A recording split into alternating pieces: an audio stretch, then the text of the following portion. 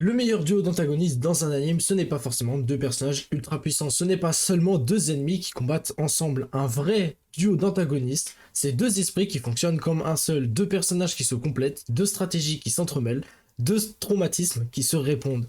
Un duo où chaque membre compense les faiblesses de l'autre, où l'un attire l'attention pendant que l'autre prépare le coup fatal.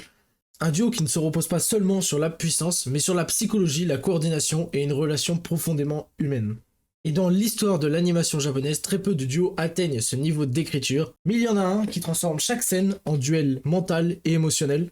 Un duo qui incarne parfaitement ce que signifie combattre ensemble, et ce duo c'est Gyotaro et Daki de Demon Slayer.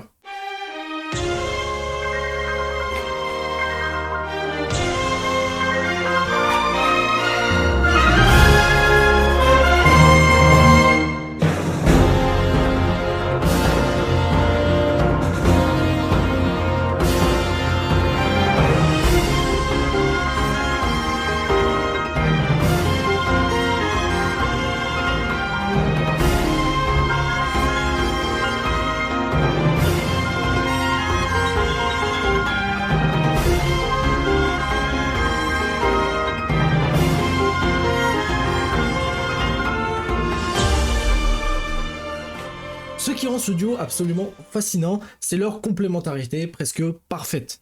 À première vue, Daki est l'antagoniste principal. Elle est arrogante, brutale, extrêmement confiante. Elle domine la scène, elle parle fort, provoque, humilie ses adversaires, elle attire toute l'attention. Et c'est exactement son rôle. Gyotaro, lui, observe, tapis dans l'ombre, il analyse les mouvements, il attend les failles, il étudie les émotions et ses ennemis. Et c'est là que leur duo devient terrifiant. Parce qu'on ne combat jamais seulement l'un d'eux, on combat leur coordination. Pendant que Daki désoriente, Gyotaro exécute. Pendant que Daki provoque, Gyotaro punit. C'est une mécanique presque parfaite. Il y a aussi un détail visuel extrêmement intéressant, le troisième œil de Daki. Dans beaucoup de cultures, le troisième œil symbolise la perception, l'intuition, la vision au-delà du visible. Et dans leur duo, ce symbole prend tout son sens, parce que le troisième œil représente presque leur conscience partagée. Daki n'est jamais seule, Gyotaro voit à travers elle, il observe ce qu'elle voit. Résultat, leur coordination en combat devient monstrueuse. Ils anticipent chaque attaque, ils adaptent leurs mouvements, ils réagissent comme s'ils étaient un seul organisme. C'est pour ça que leur combat dans le quartier des plaisirs est aussi intense. On n'a pas l'impression d'affronter deux ennemis, on a l'impression d'affronter un seul adversaire avec deux corps. Et c'est d'ailleurs montré dans l'une des scènes où Daki monte sur Gyotaro, et c'est à ce moment-là qu'on représente parfaitement les paroles de Gyotaro, deux phases d'une même pièce.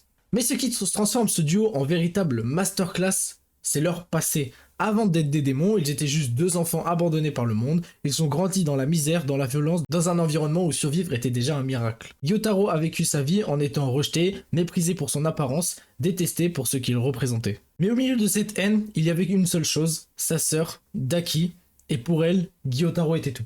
Un protecteur, un modèle, une inspiration, c'est lui qui lui a appris à survivre, c'est lui qui lui a appris à ne jamais se soumettre, c'est lui qui lui a donné cette rage. Et c'est ces traumatismes qui ont créé leur vision du monde, qui est pourtant hyper simple. Si le monde vous traite comme un monstre, alors devenez le pire des monstres possible. Gyotaro ne cherche pas la justice, il ne cherche pas la rédemption, il veut simplement exister dans un monde qu'il a rejeté. Et Daki suit cette philosophie, parce qu'elle a grandi en croyant que la seule personne digne de confiance, c'était son frère. À un moment dans l'histoire, Gyotaro et Daki expriment parfaitement cette mentalité. Et cette réplique mythique.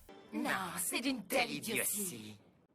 Nous, on préfère se dire, lorsque les autres t'ont maltraité et fait souffrir, fais-leur exactement ce qu'ils t'ont fait, empire si tu peux. On ne guérit jamais vraiment de ces maux. Le malheur qu'on nous a infligé, on le compense en le faisant goûter aux gens heureux. C'est comme ça qu'on a survécu, en semant le malheur autour de nous. Et tous ceux qui nous accusent et essaient de nous arrêter, on les réduit au silence. Et c'est ce qui vous attend, comme les autres avant vous. On va vous trancher la gorge jusqu'à ne plus vous entendre. Cette phrase résume tout. Leur rage, leur lien, leur vision du monde. Ils ne sont pas seulement des antagonistes, ils sont le produit d'une société cruelle. Ce qui rend leur écriture si forte dans Demon Slayer, c'est qu'ils ne sont jamais séparés. Leur identité est liée, leur passé est lié, leur chute est liée, même leur mort est construite autour de cette relation frère et sœur. Et c'est ça qui transforme ce combat en un moment émotionnel. Parce qu'au fond, ils n'étaient pas simplement des démons, ils étaient deux enfants qui n'ont jamais eu de chance. Donc si on résume, Gyotaro et Daki sont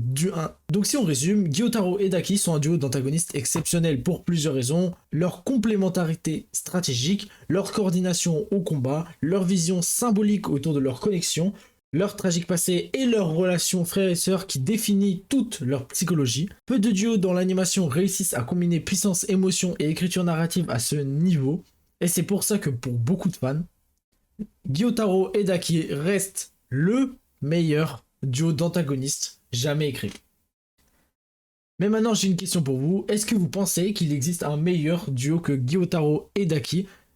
Et bien sûr d'antagonistes, on parle d'antagonistes. N'hésitez pas à le mettre en commentaire, abonnez-vous et nous on se retrouve dans une prochaine vidéo. Bye bye.